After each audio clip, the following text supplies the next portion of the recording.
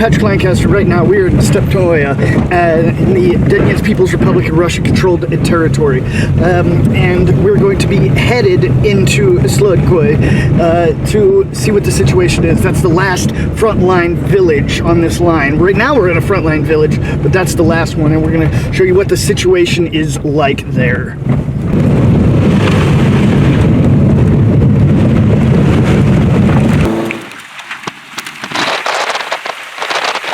So we just stopped someone to try to get some directions to see if we were going in the right direction, not going into Ukraine-controlled territory.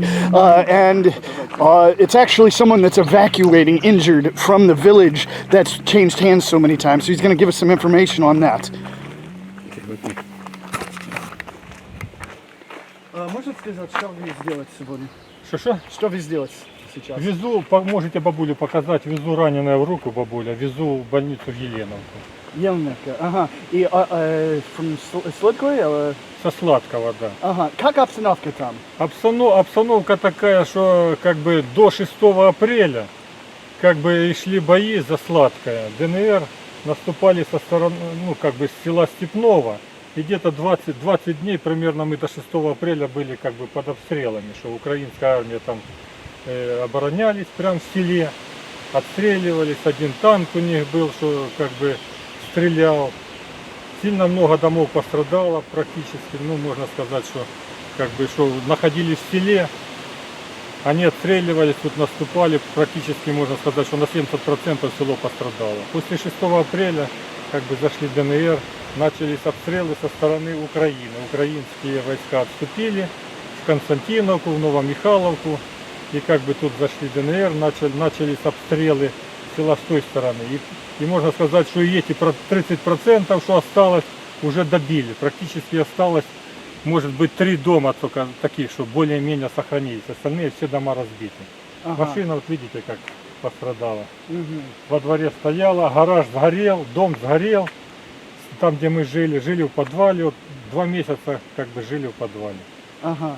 И до сих пор в подвале как бы и живем. Когда зашли ДНР, люди эвакуировались. До того, как ДНР зашли, была эвакуация, Украина там предложила, но туда на территорию Украины как бы выехало много людей, как бы немного людей выехало. А потом, когда зашли ДНР, и после 6 апреля, 8 апреля, первая была эвакуация людей, как бы в первую очередь эвакуировали женщин, детей, как бы, ну, как бы инвалидов, а потом уже всех остальных. Осталось после эвакуации, как бы было на момент, когда как бы в селе примерно проживало 500 человек, в момент, когда уже зашли ДНР, было в селе 200 человек, людей. Ага. Выехали как бы люди, осталось в селе 14 человек. Вот, Ага. ну, как бы остались такие, что не смогли, некуда ехать, или вот такие вот пенсионеры, как бабуля сидит, что ну как бы, ну, примерно вот такие и остались люди. Вот я остался там, можно сказать, самый молодой, 57 лет. Остальные все уже как бы пенсионеры. Ага. Понял. После того уже как бы тоже обстрелы продолжались, люди не выдержали, и сейчас осталось вот 7 человек в селе. Еще 7 человек выехало. Осталось на данный момент 7 человек. Только 7 человек, поселок, да, были обстрелы такие, что по 30 раз с минометов прилетало по селу. По 30, как бы, и утром украинские войска, и утром, и вечером. Так что уже как бы мы и грады прилетали, и миномет как бы больше всего стрелял. Зажигательными один раз это, что дома как бы зажигательными какими-то. Зажигательными, что дома горели. Как фосфор или не фосфор? Я вот не знаю, я попытался лить водой и не смог затушить. Да. Оно так падало, я так под угол дома спрятался, оно падает. Упало так во двор, рядом соседний дом загорелся, крыша сгорела. Потом загорелся там, с другой стороны дом сгорел, рядом возле меня. Третий дом загорелся, пенсионеры там сидели по 80 лет. Сейчас они эвакуировались после того, как дом их загорелся. Загорелся дом, они с женой в доме сидят. Вот так дом вокруг обстрелянный, они никуда не выходили. Жена такая, ну как под 80 лет, она не могла в погреб, в подвал спуститься. А потом, как дом загорелся, я побежал, позвал брата своего. И мы с братом вдвоем их они в доме они не знали, они б сгорели. Ага. Мы их как бы вызвали, ну как бы сообщили, что дом, крыша горит. Потом залезли на крышу и получилось затушить. Там у него вещи были, шифера не было, а там разные, ну как все стараются лишние вещи старые на чердак отнести. И у них вещи эти загорелись, и мы начали эти вещи сбрасывать, воду носить. Примерно рядом, повезло, что рядом колодец в соседнем дворе. Если бы не было этого колодца, дом бы сгорел. Ага. А так 30 ведер воды наверх и затушили, поскидывали, в общем, спасли людей. So, как... Фамилия говорить, чи не надо говорить? Да. Серафимов фамилия. Серафимов, того, что говорил. один- Бывший передовик производства, орденом даже в советское время был награжден за уборку, механизатор. Сейчас он уже эвакуирован, да? Сейчас эвакуировался до дочки в Новостроек. Сейчас, один вопрос. Вы сказал в Жожигокине, кто стреляет это? А? Это Украинская армия стреляла. это украинский, Да, не, да, не да. Россия? Нет, Может, Россия? Россия уже там, как бы ДНР зашли, они находились в селе. А украинская армия по ним стреляла, как бы по Ага. селу, и этими зажигательными, и как бы, ну, в этот день около 5-6 домов сгорело, не считая, что сараи там разные, там хозпостройки. Все, вы сказал, вы пытаетесь вода... Я конкретно даже могу показать, какие от этих зажигательных дома сгорели. Ага. Вы будете обратно там скоро? Я там был, и я ж вот это, что вам рассказывал, что вот это зажигательное у этого пенсионера, что мы тушили, тоже ж от этих зажигательных. Ага. У меня у самого как бы дом сгорел, какие вещи я вынес это, ну как бы на улицу вынес, что в погреб занес, что на улице так, ну, поделал, и тоже загорелось, и то догорело, что это, что спас вроде бы, как с улицы спас, с дома спас с горящего, на улице лежало и этими фосфорами сгорело. Думал, это фосфор. Ну я думаю, что фосфор, потому что оно так падало, и с ведра воду отлил на него, оно не тухнет. Ага. Это точно украинский. Это не Точно, могу... 100%. Потому что прилетело со стороны Константиновича. А там Потому что стоит- вы понимаете, а это там фосфор нельзя. Да, ну я не знаю, ну как бы это надо специалиста, что определить. Фосфорный Понял. или не фосфорный, как бы я Ага. это не могу сказать, что Ага. именно точно фосфорный. Ага. Но слушай, как вы сказали, если вода на Ну, это... водой лило, оно не Да, это похоже как фосфор, слушай, но да, специалист надо. Но я тоже слышу, это поселок, они несколько раз ДНР, Россия, ДНР, Ну как бы Украина. с руки в руки не переходил, с рук в руки не переходил. Как бы, ну получилось, как мы так слышали, что наше соседнее село Степное, как бы ДНР за 14 дней, за 10 дней как бы заняли. Больше там примерно, ну несколько попыток было, но не с первой попытки получилось у них. Когда последний раз украинский был на стройке? Последний солдат или это? Да. Или обстрел? Не, солдат. 6 апреля. 6 апреля. Апреля, Ага, да. после этого точно После нет. этого они отошли, а эти ж ДНР Это был зашли. ДНР, Россия после войны, да? М?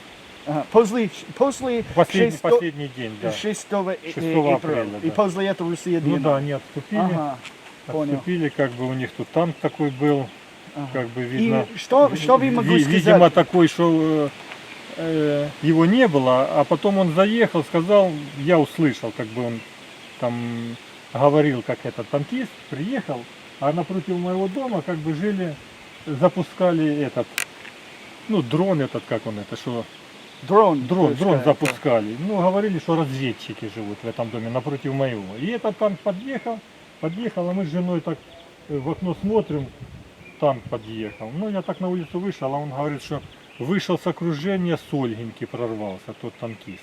Ну танк. И видно такой танк новенький, может покрашенный, но так легко маневрировал он на нем, на этом танке. Украинский. танк. Украинский танк. Возле дома. Подъехал, а потом, когда бои были, как не пытались по нему попасть, никак не это. И он последний уходил, уже прикрывал, как украинские войска ДНР заходили. Он как бы уже эти отступает, а он туда в просеку поехал, пострелил сюда, здесь выехал. И так же и смог и и уехать, как бы, Ви- что не это. Вы сказал, ты был возле дома. Они был стреляет рядом дома или нет? Возле дома, стрелял возле дома. Вот этот танк стрелял, остановился, прям мой дом в проулке находится, и он прям возле дома стрелял, а по нему стреляли ж ДНР, хотели как бы его подбить. И получилось, что дом как бы Украинский танк, да? украинский танк стрелял как бы возле дома, поэтому, Ага. ну как бы ему позиция такая вот, Like a тут село, human shield. улицы, а он занял такую позицию прямо возле дома. Мгм. Как бы, ну, по-нормальному можно было выехать возле посадки, чтобы не возле дома. А так прямо возле дома стрелял, по нему стреляли, и дом у нас загорелся. Ага. Но это только один раз или это много раз, как это? Как он стрелял? Да, может не это танк, а Он, всего украинский- всего один украинский- танк был там. Не, украинский на это поселок сделать много, как это? То есть были еще случаи занятия позиций в селе самом? Значит, на следующий день, как в ДНР зашли, 6 апреля зашли, а 7 как бы, апреля пытались 4 танка с Новомихайловки прорваться и зайти в село. Ну, как бы не удалось им. Как бы они попытку сделали, 4 танка, это так говорили те военнослужащие ДНР, что как бы удалось отбить, как бы.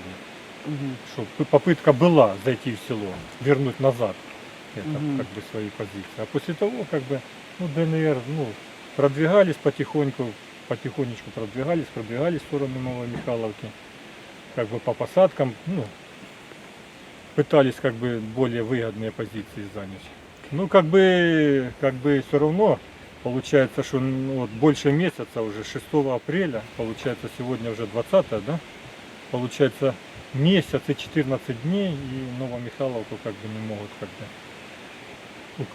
Укрепрайон, говорят, там хорошо как бы сделали, что как, никак не получается освободить. Понял. Хорошо, спасибо. Как зовут?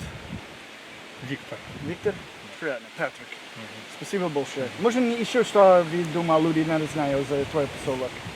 За тот поселок, за какой? Ну, что вы думали, может, что мир должен знать за... Ну как, ну все, как сказать, ну все люди хотят, чтобы уже быстрее закончилась эта война, как бы, чтобы восстанавливать. Я надеюсь, как бы поселок, село разрушено, можно сказать, что больше, чем на 90% разрушено. Думаю, что, наверное, нам помогут как бы восстановить его, чтобы люди вернули свои дома и как бы начали обустраивать свою жизнь. Понял, well, хорошо. So, счастливо. All right, well, we see this man evacuates the injured from his village. You see how destroyed his car is, but he still keeps going, bringing villagers in and out. He has an injured elderly woman with him right now that's here. Можно сказать, как там За опасно? бабулю я не сказал, что Да, ранено. да, расскажите. Да. Да, ну вот сейчас везу, последний как обстрел был у нас, и как бы и мне уже дом как бы сгоревший, все равно прилетело, разбила пристройку дома, недавно выложили с красного кирпича угол, пристроечка к дому. Это примерно дня 4, наверное, назад, 4-5 дней назад. И бабуля вот раненая, уже ей 80 лет, в руку раненая, когда последний обстрел был. Тут врач перевязал ее, ну как бы военный врач перевязал, сказал, нужно везти в больницу, потому что осколок в руке остался, надо этот осколок доставать, потому что заражение крови может быть или гангрена даже. Вот везу ее в Еленовку в больницу. О, хорошо. Там тихо сейчас или нет? Сейчас осталось там в селе примерно 6 человек, наверное, осталось. Да. Но сегодня тихо? Сегодня тихо, да, вот сегодня тихо, и можно сказать, что последние 3 дня, что как бы можно сказать, что тихо. Ну, а это то хорошо. каждый день были как бы обстрелы, прилеты. Хорошо, well, давай счастливо. Счастливо, И Иван, счастливо. бери себя, и мы дальше. Сейчас.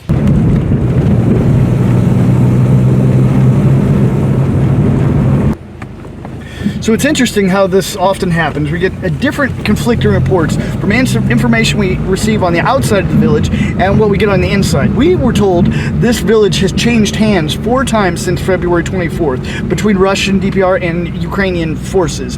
Now, the locals tell us it hasn't. It's been under Russian control and the Ukrainians left April 6th. Now, the question is that really the case, or do the people inside the village just not realize when it changes hands or changes the control from one force to another because the forces don't actually come all the way back in the village? Maybe the Russian DPR forces left and then the Ukrainian forces controlled the outer part of the village. We'll have to see, but let's take a look at these tanks here at the beginning of the road here. Watch this. Oh. Ukrainian protectors.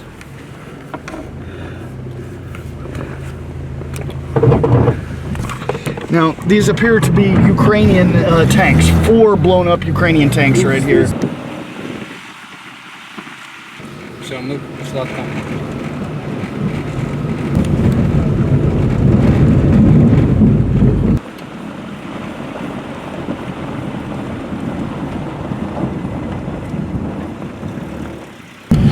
Okay, now we've made it to Sladkoy, and this is the last village on the line of frontline villages. Now we've got Ukrainians on several sides, to the right and forward, and seems fairly calm. But we're just gonna keep our wits about us. See what happens next. Not sure. Our goal was to get here, and now we're here.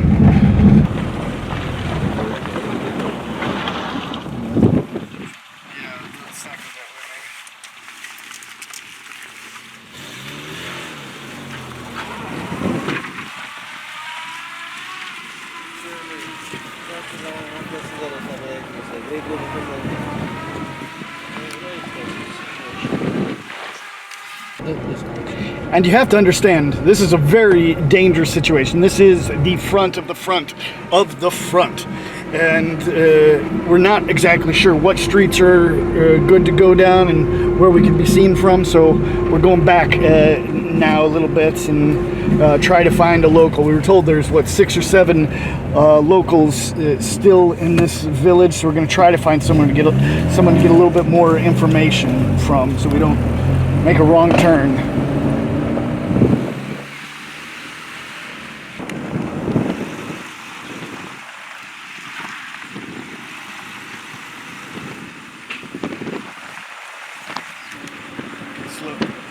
Yeah, this is a very kind of eerie feeling. I mean, there's no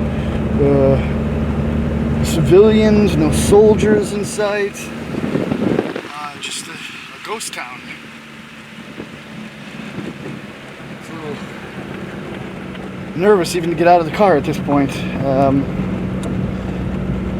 This is no joke. We think this, I mean, the guy told us this village is under complete control of DPR and Russian forces, but something doesn't seem right. What do you think? Let's check another street. Someone must be here.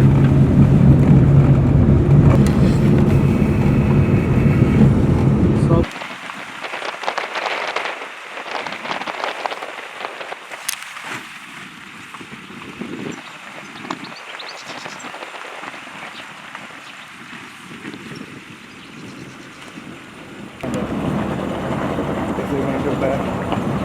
We Okay.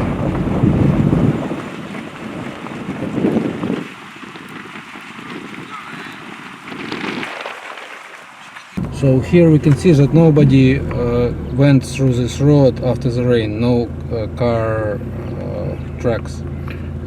So we will not go there now. We'll find something else with information before we go.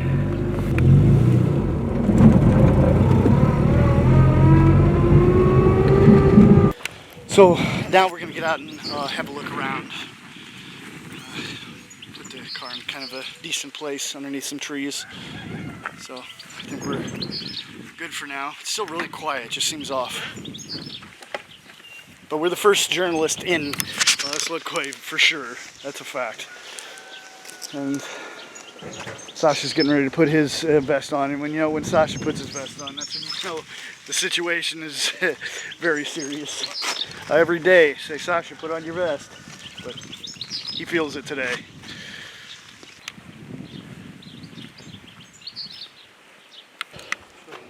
Трофейчик завоевала. Да? Да. Что это? Подствольник АК-74, ну, модернизированный, ну, с обвесом, ну, со всеми делами. Ну. Украинский, да? Да, То есть он переделан под твой калибр. 7,62, ну, все дела. Ну и насколько это практично переделывать 5.45 на 7.62? Не, это не 5,45, это 7,62, ну, автомат сам полностью. Четкий, ну. Сучара. Ты поймешь. Во. Ну, а так 62-й калибр. Ну, Ну понял. Ну, с этим, как оно называется, блядь, с пламя-гасителем. Ну так, если очередь дашь хорошую, весь магазин, то, короче, дымишь, выдаешь себя.